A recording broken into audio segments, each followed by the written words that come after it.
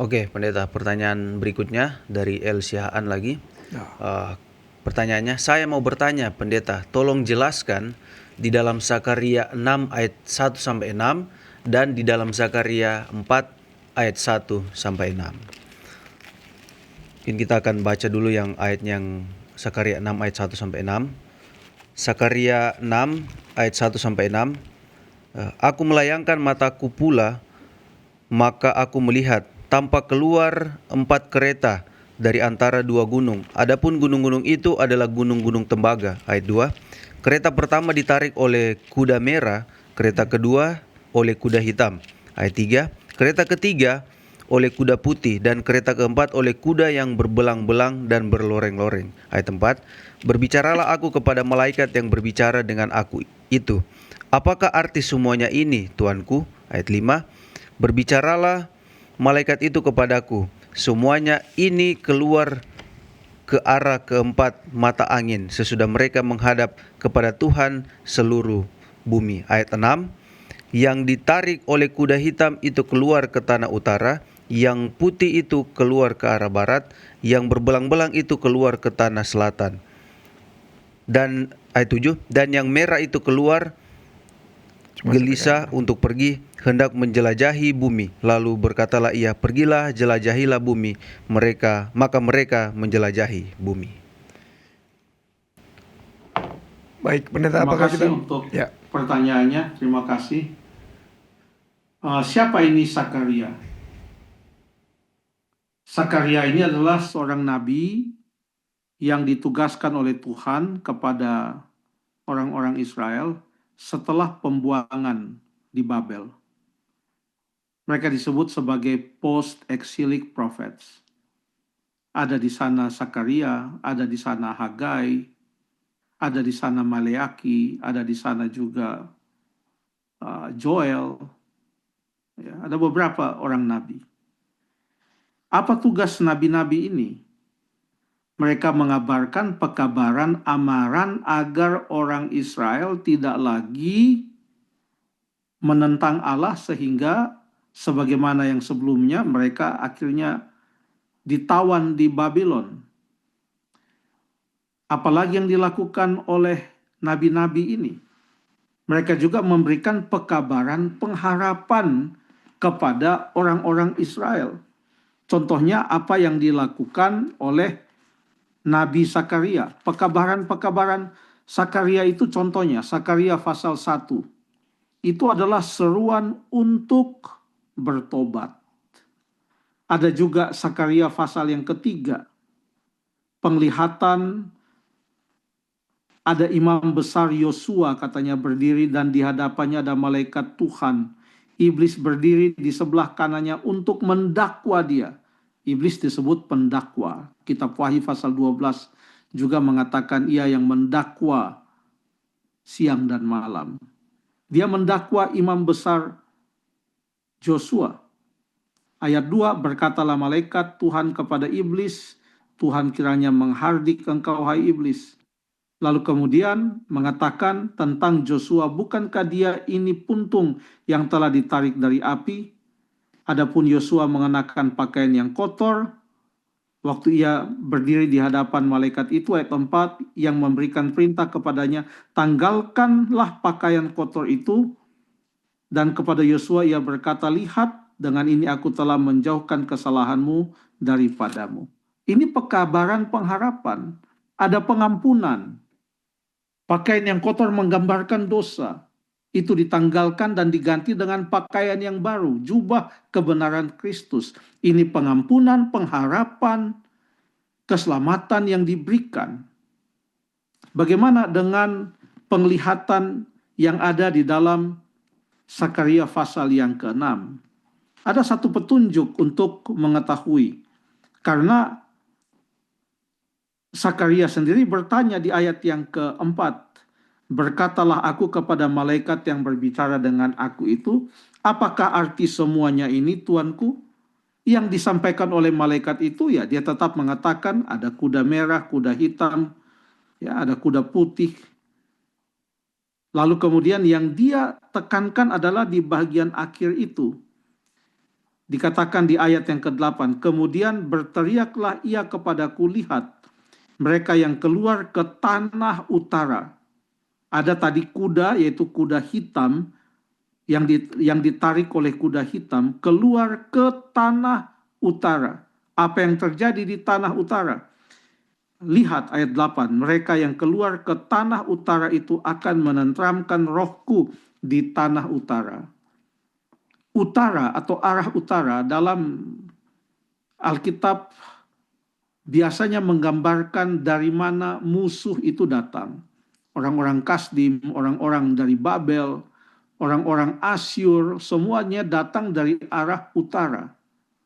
Mereka datang untuk menyerang orang Israel. Waktu Nebukadnezar mengepung Yerusalem, waktu tentara Aram datang, semua dari utara. Setelah pembuangan ke Babel, maka salah satu nabi pasca pembuangan itu, yaitu Zakaria, mengatakan bahwa yang keluar ke tanah utara akan menenteramkan rohku di tanah utara, maka itu menggambarkan akan ada damai. Tidak akan ada lagi gejolak yang datang dari tanah utara untuk menyerang umat-umat Tuhan yang baru saja keluar dari pembuangan yang ada di Babylon. Itu yang terjadi di dalam Alkitab. Ini adalah pengharapan. Itu yang dimaksudkan dalam penglihatan Zakaria pasal 6 ayat 1 sampai ayat yang ke-8 tadi. Bagaimana dengan Zakaria pasal yang keempat ayat 1 sampai ayat yang ke-6? Ini juga adalah penglihatan. Ada beberapa kata kunci di sana. Salah satunya adalah kata Zerubabel, orang yang bernama Zerubabel. Ia disebutkan di dalam ayat yang ke-6. Coba baca ayat yang ke-6. Ayat 6, maka berbicaralah ia, katanya, inilah firman Tuhan kepada Zerubabel bunyinya, bukan dengan keperkasaan dan bukan dengan kekuatan, melainkan dengan rohku, firman Tuhan semesta alam. Terima kasih. Zerubabel ini adalah seorang gubernur di Yerusalem yang datang dari pembuangan juga untuk membangun kembali kota yang sudah menjadi puing-puing itu. Pada waktu ia membangun kembali dasar dari bait suci dan tembok itu, kalau baca di dalam kitab Esra, orang menangis dan bersorak sampai tidak bisa dibedakan mana yang menangis dan mana yang bersorak-sorai. Yang bersorak-sorai adalah mereka yang bersyukur karena yang telah menjadi puing-puing itu boleh dibangun kembali. Tapi mereka yang menangis, mereka melihat bahwa yang dibangun ini tidak seindah, tidak semegah yang telah dibinasakan itu, yaitu bait suci yang dibangun oleh Salomo dengan segala kemewahan bait suci itu. Mereka lihat ini, aduh bagaimana ini. Tetapi disinilah pekabaran ini datang mengenai ada kandil emas. Kalau kita baca di dalam ayat yang ke-2, tolong baca ayat yang kedua pasal 4. Maka berkatalah ia kepadaku, apa yang engkau lihat? Jawabku, aku melihat tampak sebuah kandil dari emas seluruhnya, dan tempat minyaknya di bagian atasnya kandil itu ada 7 pelitanya, dan ada 7 corot pada masing-masing pelita yang ada di bagian atasnya itu. Terima kasih. Melihat ada kandil emas, ada tempat minyak, lalu kemudian tempat minyak itu dihubungkan dengan ujung dari kandil itu, di mana di sana ada pelita yang menyala. Ada minyak dan ada pelita. Tanpa minyak, pelita itu tidak akan menyala. Ada ayat-ayat yang mengatakan, contohnya Mazmur 119 ayat 105, firman-Mu adalah pelita bagi kakiku dan terang bagi jalanku. Firman itu diibaratkan sebagai pelita atau terang bagi kaki kita. Kenapa bisa ada firman? Karena firman itu diberikan atas ilham dari Roh Kudus. Kalau tidak ada Roh Kudus, tidak ada ilham. Tidak ada ilham, tidak ada firman yang tertulis, yang ditulis oleh para penulis Alkitab. Itulah sebabnya pada waktu ditanya di ayat yang keempat dalam Sakaria 4, berbicaralah aku, kataku kepada malaikat yang berbicara dengan aku itu, apakah arti semuanya ini? Lalu dia tanya, ayat yang kelima, tidakkah engkau tahu apa arti semuanya ini? Jawabku, tidak tuanku. Baru dia kasih tahu, maka berbicaralah ia, katanya. Inilah firman Tuhan kepada Zerubabel bunyinya, bukan dengan keperkasaan, bukan dengan kekuatan, melainkan dengan rohku, firman Tuhan semesta alam. Ya. Jadi bukan karena kekuatan Zerubabel, bukan karena kehebatan orang-orang yang pulang dari Babylon, tapi karena roh Tuhan. Itulah sebabnya